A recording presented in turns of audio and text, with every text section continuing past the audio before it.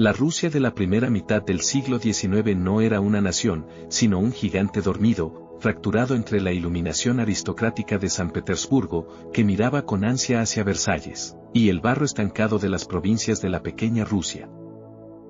En este escenario de contrastes violentos, donde la servidumbre de la gleba aún definía la estructura de la existencia humana como una propiedad transaccionable, la religión ortodoxa no era más que una pátina delgada sobre un paganismo antiguo y vibrante que se negaba a morir. Es en este ecosistema de superstición, aislamiento y una espiritualidad visceral donde Nikolai Gogol, un hombre cuya propia psique era un campo de batalla entre el misticismo y la paranoia, gestó su obra más perturbadora, Vi. Publicado originalmente en el año 1835 dentro de la colección Mirgorod, este relato no es simplemente una historia de fantasmas para entretener a la burguesía emergente, sino un expediente antropológico del miedo. Para comprender la magnitud de lo que Gogol puso en papel, debemos alejarnos de la caricatura moderna del monstruo de feria y adentrarnos en la cosmovisión del campesinado eslavo del siglo XIX. En aquel tiempo y espacio, el bosque no era un recurso económico ni un paisaje romántico, sino una entidad consciente, un espacio liminal donde las leyes de la física y la fe se doblaban ante la presencia de los espíritus de la tierra que precedían a cualquier dios cristiano. El protagonista de esta pesadilla, Jomá Brut, es un filósofo itinerante del seminario de Kiev que encarna la arrogancia de la lógica académica frente a la brutalidad de lo luminoso. Brut representa a la juventud educada bajo el ala de la iglesia, pero su fe es puramente formal, mecánica, desprovista de una verdadera conexión con lo sagrado, lo que lo deja totalmente vulnerable ante lo profano. Su viaje comienza con una caminata nocturna, un tropo clásico de la literatura de la época que simboliza el descenso del hombre civilizado hacia el caos de la naturaleza virgen y los instintos primarios.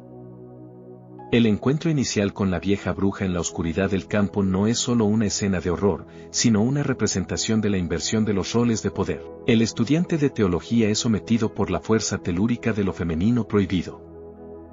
Gogol describe con un detalle casi táctil cómo la bruja salta sobre sus hombros y lo obliga a galopar por la estepa. Es una imagen de degradación humana donde el hombre se convierte en la bestia de carga de las fuerzas ocultas. Científicos sociales y folcloristas de la talla de Alexander Afanasiev, quien dedicó su vida a compilar la esencia del mito eslavo, señalan que la figura de la bruja en estas tierras no respondía al modelo europeo de la Inquisición, sino a una figura mucho más ambigua vinculada a la fertilidad y la muerte.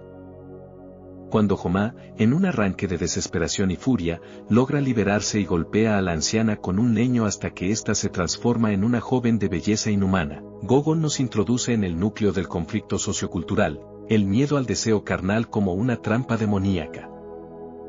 La trama se traslada entonces a la aldea de un influyente centurión cosaco, cuya hija agonizante ha pedido expresamente que Jomá Brut rece por su alma durante 3 noches consecutivas antes de su entierro.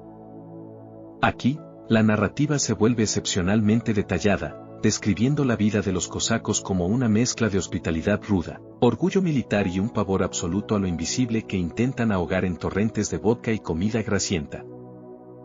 La descripción de la aldea es la de un lugar detenido en el tiempo, donde las tradiciones de los antepasados pesan más que cualquier decreto imperial de San Petersburgo. La iglesia de madera donde transcurre la acción principal no es un refugio de paz celestial, sino un mausoleo decrépito y polvoriento, una estructura que parece pedir perdón al suelo sobre el que se asienta por su propia debilidad.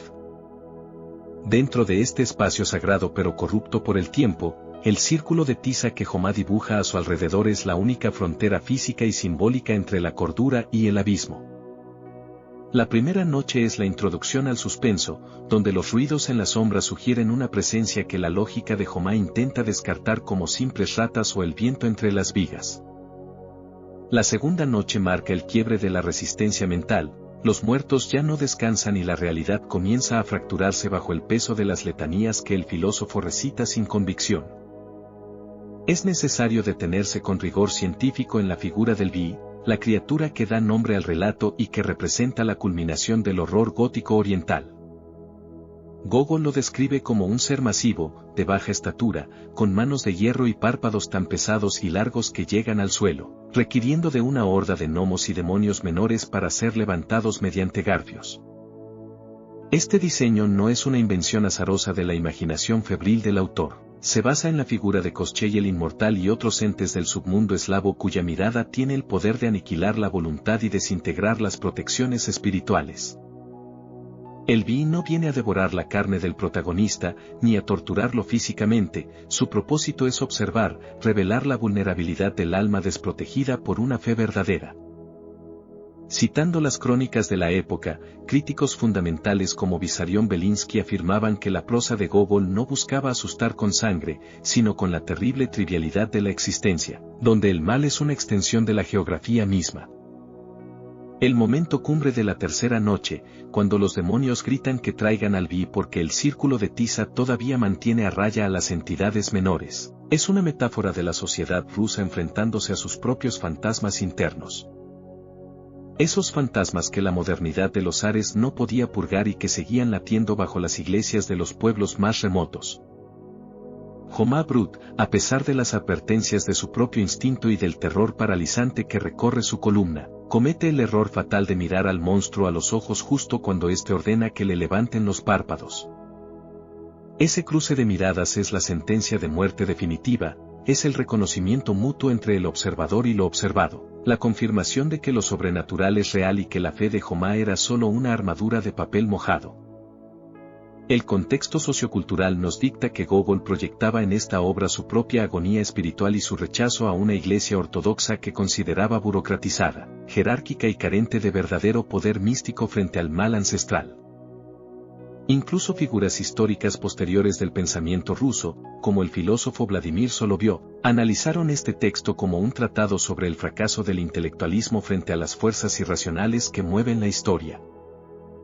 La descripción de los demonios que intentan entrar en la iglesia es de una riqueza visual asfixiante, seres alados, criaturas con múltiples cabezas y formas amorfas que representan la descomposición del orden natural. Al amanecer, cuando los gallos cantan por segunda vez y los demonios quedan atrapados en las ventanas y grietas de la iglesia al no poder regresar al inframundo a tiempo, el lugar es abandonado para siempre.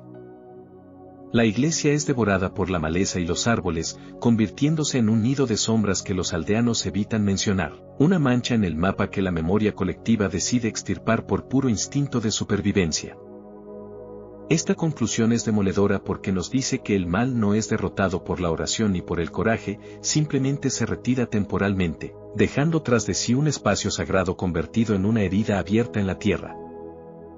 La muerte de Jomá Brut no es una tragedia heroica, sino una advertencia fría y cínica sobre la fragilidad de la civilización frente a los cimientos paganos sobre los que fue construida la identidad eslava.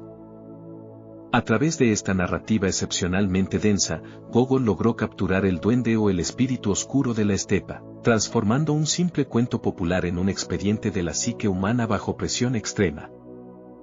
Incluso médicos y psiquiatras de finales del siglo XIX se interesaron por la obra como un estudio sobre el pavor nocturno y la parálisis del sueño, elevando el relato de Gogol a una categoría que trasciende lo literario.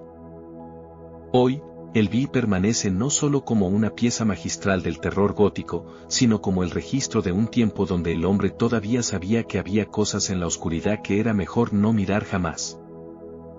El legado de este relato se extiende hasta el cine y la cultura popular moderna, pero ninguna adaptación ha logrado replicar la atmósfera de desesperanza absoluta que Gogol imprimió en sus páginas originales. La mirada del Vi sigue ahí, esperando en los rincones de la historia oficial, recordándonos que lo que ignoramos no deja de existir solo porque hayamos decidido encender una luz artificial.